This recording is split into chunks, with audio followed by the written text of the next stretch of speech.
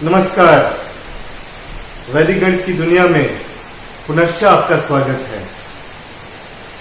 और आज मैं गुणा की श्रृंखला को और आगे बढ़ाऊंगा। अभी तक आपने गुणा की 3 विधियां सीखी, अंत्योर्दशके अपि, निखिलम विधि और विचलन विधि।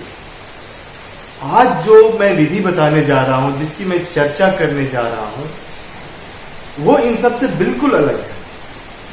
क्योंकि पिछली विधियों में प्रत्येक गुणन के साथ कोई ना कोई स्थिति लागू होती थी, उसका कुछ ना कुछ लिमिटेशन था। अंत्योर्दशके अपि में इकाई स्थान के अंकों का योग 10 होना चाहिए।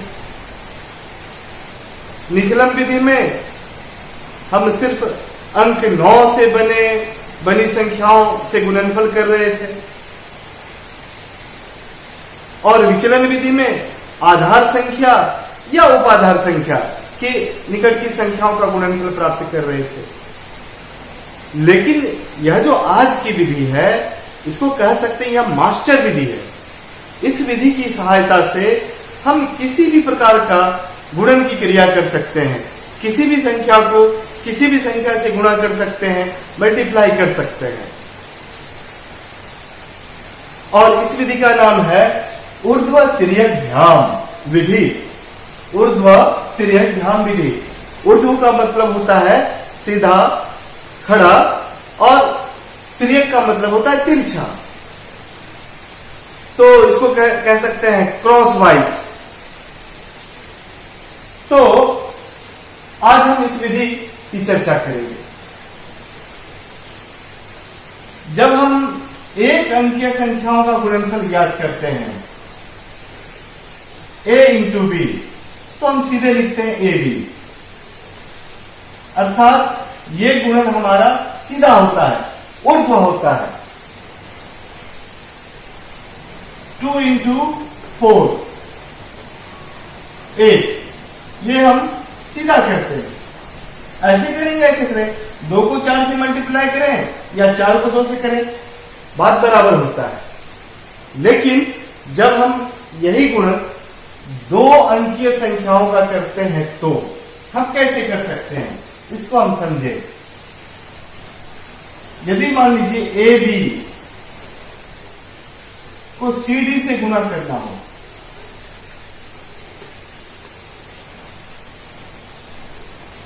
ए बी को सी डी से मल्टीप्लाई करना हो, तो इसके कितने खंड पड़ेंगे? हम इसको बाईं ओर से भी कर सकते हैं, दाईं ओर से कर सकते हैं। वैदिक गणित की यही खूबसूरती है, यही इसकी सुंदरता है कि हम कोई भी क्रिया, कोई भी कैलकुलेशन, कोई भी गणना बाईं ओर से भी कर सकते हैं, दाईं ओर से भी कर सकते हैं। तो यदि हम दाईं ओर से करते हैं तो पहले सीधा, पहला होगा हमारा सीधा d इंटू बी, तो हो जाएगा बी डी। अब तिरछा करेंगे, अब गुणन हमारा क्रॉस वाइज होगा इस प्रकार से। तो a into D plus b into C या c इंटू बी, तो ये हो जाएगा A D plus B C. AD plus B C, ये बीच का खंड हो गया। और तीसरा खंड क्या हो जाएगा? फिर सीधा, इस प्रकार से सीधा करेंगे, ये हो जाएगा ए सी।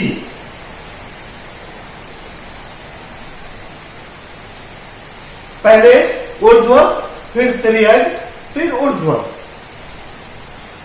बीडी, पहले खंड में दाईं ओर का खंड होगा बीडी, फिर बीच का जो खंड होगा एडी प्लस बीसी, और जो सबसे बाईं ओर का खंड होगा एसी।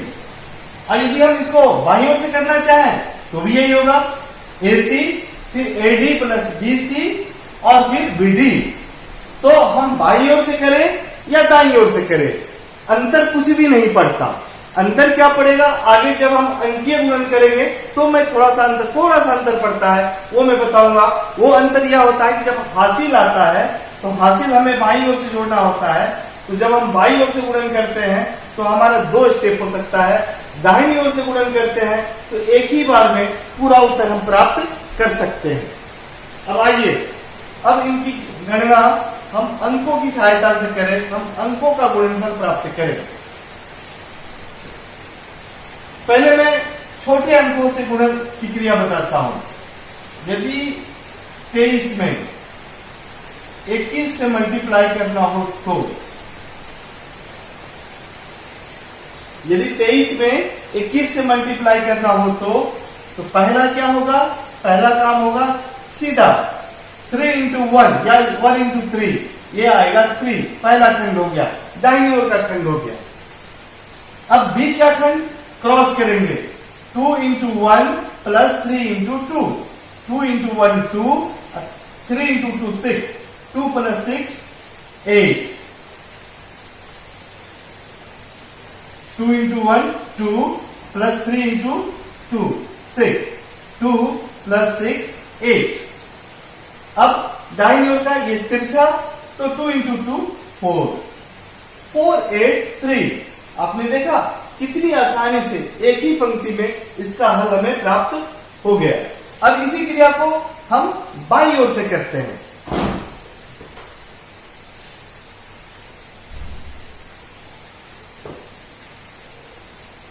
बाईं ओर से करेंगे, सबसे पहला सीधा गुणन करेंगे, 2 into 2 4। अब तिरछा गुणन करेंगे, 2 into 1 plus 3 into 2, 2 plus 6 8, और फिर अंतिम सीधा 3 into 1 3। तो आपने देखा गुणन की क्रिया हम बाईं ओर से करें या दाईं ओर से करें, इस पर कोई अंतर नहीं पड़ता, कोई प्रभाव नहीं पड़ता। अब हम दूसरे थोड़े बड़े अंकों को लेकर इसका गुणन करते हैं।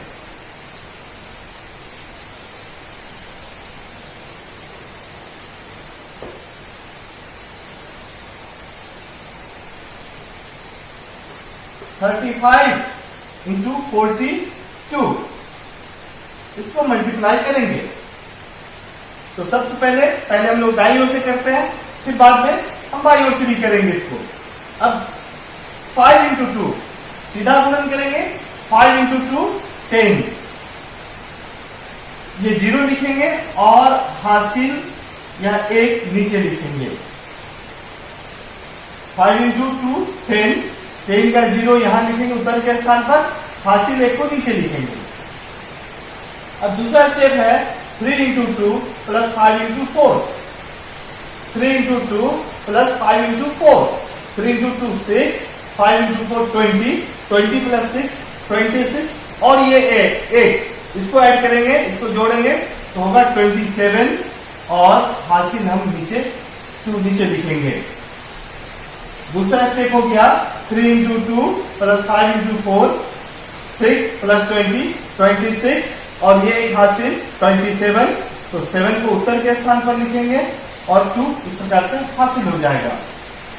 अब last step 3 into 4, 3 into 4 12, 12 plus 2 14, तो 35 into 42 1470, ये हमारा उत्तर हुआ। अब इसको हम लोग बाईं ओर से करेंगे। तो आप देखें, मैंने कहा था ना कि थोड़ा सा अंतर हो जाता है जब हासिल आता है।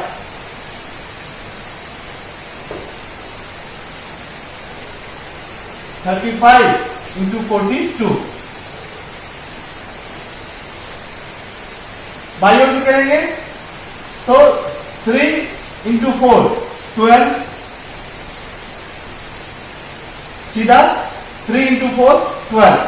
अब दूसरा स्टेप होगा 3 into 2 plus 4 into 5, 6 plus 20 26, तो 6 को इस तरह उत्तर के स्थान पर लिखेंगे, हासिल जो 2 बचता है उसे नीचे लिखेंगे।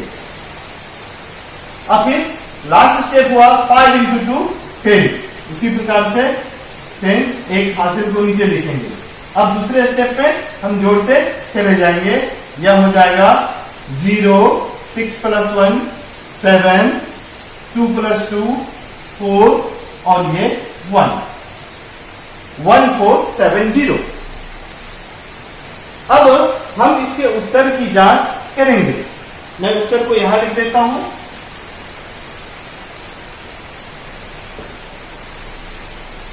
1470। अब हम इसकी जांच भी करेंगे।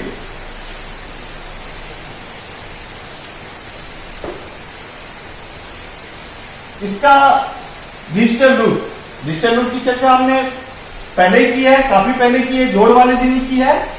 तो 3 + 5 यह 8 होता है, इसका डिजिटल रूट 8 हो गया। 4 + 2 6, इसका डिजिटल रूट 6 हो गया। अब क्योंकि हम मल्टीप्लाई कर रहे हैं तो डिजिटल रूट को मल्टीप्लाई करेंगे तो 8 × 6, 8 × 6 यह हो जाएगा, इसको मल्टीप्लाई करेंगे 48। अब इसका डिजिटल रूट निकालेंगे तो 4 + 8 12, इसका डिजिटल रूट हो गया 3। इसके गुणनफल का, अब हम इसके गुणनफल का डिजिटल रूट निकालेंगे तो 1 + 4 5, 5 + 7 12, 1 + 2 3। तो हम देख रहे हैं कि इधर से जो संख्याएं जिनका हमने गुणनफल प्राप्त किया है, जिनको हमने मल्टीप्लाई किया है, उनका आपस का डिजिटल रूट पहली संख्या का 8 है, दूसरी संख्या का 6 है। दोनों को मल्टीप्लाई करते हैं तो 48 होता है। 48 का डिजिटल रूट 3 होता है। अब यह जो हमारा उत्तर है, उत्तर का डिजिटल रूट भी हम निकालते हैं तो हमारा डिजिटल रूट 3 प्राप्त होता है। इसलिए गुणन की क्रिया सही है, हम तुरंत जांच कर सकते हैं। तो आपने देखा कि ऊर्ध्वक्रियक विराम विधि से हम किस प्रकार से गुणनफल प्राप्त कर सकते हैं, और इसमें किसी भी संख्या को ले सकते हैं, कोई भी संख्या। यहाँ ना कोई आधार उपाधार कुछ नहीं है, ना ही शून्यांक है, ना ही मित्र अंक है, कुछ नहीं है, सीधे अलग अलग अंक है इसमें। अब आगे अगली कड़ी में मैं बताऊंगा कि 3 अंकीय संख्याओं का गुणनफल ऊर्ध्वक्रियक विराम विधि से किस प्रकार हम कर सकते हैं। बहुत बहुत धन्यवाद।